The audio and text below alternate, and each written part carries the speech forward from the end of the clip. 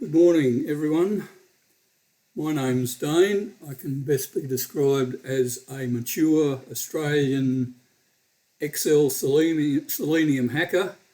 I've been doing this for quite a few years now, and I just wanted to share a couple of things that I got stuck on for a long time and have finally resolved. So hopefully this will help other people. There's a couple of tools out there you can use with Excel and Selenium. There's a wrapper called SeleniumBasic and another one called Selenium VBA. I started off using SeleniumBasic and it worked well for a number of years. For reasons I'll go into below, I eventually switched over to Selenium VBA. But both work very well, and I'm not here to sort of start arguing the point about whether one is better than the other. They are both very usable. When I first started out, I was using SeleniumBasic, and I got a lot of help from a lot of videos, YouTube videos on the web. The one I would specifically highlight that was really helpful and I got a lot out of are a set of training tools from Owl Training, a bloke called Mngr Gould. So thank you to Andrew. I learned a lot from you. And even though the training videos from Owl use SeleniumBasic, they won't work with Selenium VBA, but if you go through them, all the ideas are the same, so you'll work it out pretty well. As I said, I started using SeleniumBasic. The biggest problem I had is that I need to share my Excel spreadsheets with very computer illiterate people. And the one point I was forever getting tripped up on was that their computers never had the correct ChromeDriver version. And it was a bit of a hassle to explain to them how to make sure that the ChromeDriver they were using matched the version of Chrome they were using. I discovered with Selenium VBA, they've got a great set of tools that automate all that. So you can always ensure that the ChromeDriver is in sync with Chrome itself. And what I ended up doing was using Selenium VBA for that reason, because of its ChromeDriver tools.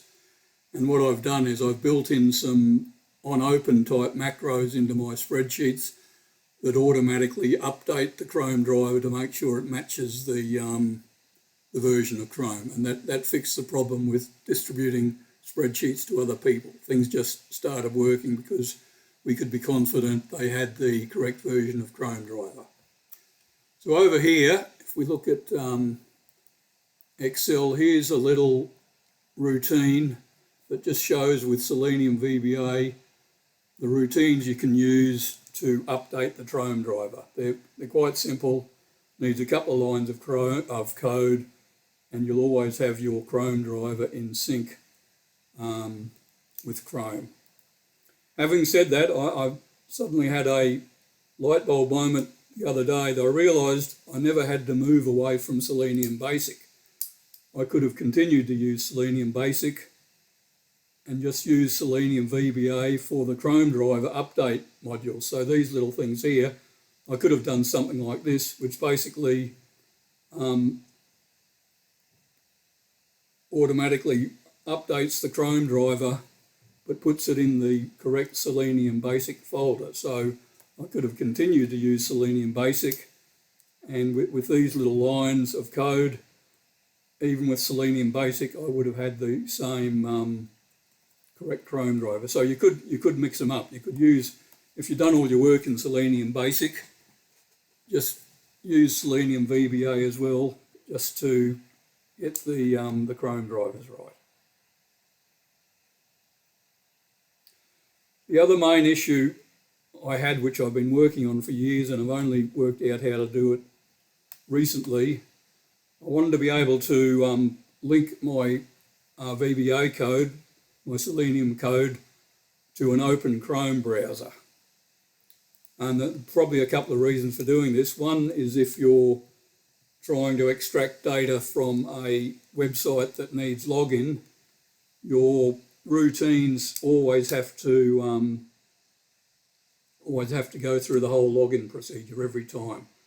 It would be good if you could just open up your Chrome window once, log in once, and then hook into that window to do the debugging type testing. A couple of other times you might want to do this. I found with at least one of my websites that the website was deciding when I was doing things automatically that I was some sort of robot and it wouldn't let me log on. So I needed a way of logging on manually and then hooking into the open browser. And in more recent times, a lot of websites where you need to log on, they've started introducing some sort of two-level authentication type process. Again, trying to automate log on when you're faced with two-level type stuff. Maybe you can do it. The smart people out there, you can probably do it, but I couldn't. So again, I needed just to log on manually and then hook onto the open window. And after a long time, I finally cracked that. And below you can see code to do this using either Selenium VBA or Selenium Basic. I've been looking for Selenium Basic, I've been looking for it for a long time and just discovered last night that it's been there for a long time. When you download your Selenium Basic type stuff, there are a whole set of example files, Excel example files that show you how to do things, and this bit down here is sitting there in the example files for Selenium Basic. So if I'd looked a bit closer at things 3 or 4 years ago, I would have saved myself a lot of aggravation. But anyway, you can do it. So how do you do it? You've got to do a couple of things. First thing is, up here, you need to launch Chrome in remote debugger mode via a command line. And this is the sort of command line you use. You just launch Chrome with an option, remote-debugging-port. You need to put in a number. I've put in the number 9300. I think you can use virtually any number there, and a lot of the defaults use 9222. Don't ask me why I used 9300, but it works. And you also need to specify a data directory. So I've just said the C /ChromeDriver directory. Then in here, if we're using Selenium VBA, this is the sort of code you use. It's important to get things in the order you can see there. So you set the bot here, start Chrome, create some capabilities, and then you open the browser using the capabilities. So it's important to do it in that order, and this will work. And similarly with Selenium Basic, again, this code here, code's a bit simpler, but just do things in this order, and you'll find when you run and when you start doing your data extraction from your website, you can hook into the open browser and away you go. So that's about it. It's, as I say, it's actually all very, very simple once you work out what to do. It's taken me 5 or 6 years to get to this point. So hopefully, if you're looking at this from scratch, it'll save you a lot of time and effort. Good luck with it all. And don't ask me any hard questions. I'm a hacker who can make things work, but I can't discuss the detailed ins and outs of any of this. It just works. See you later. Bye.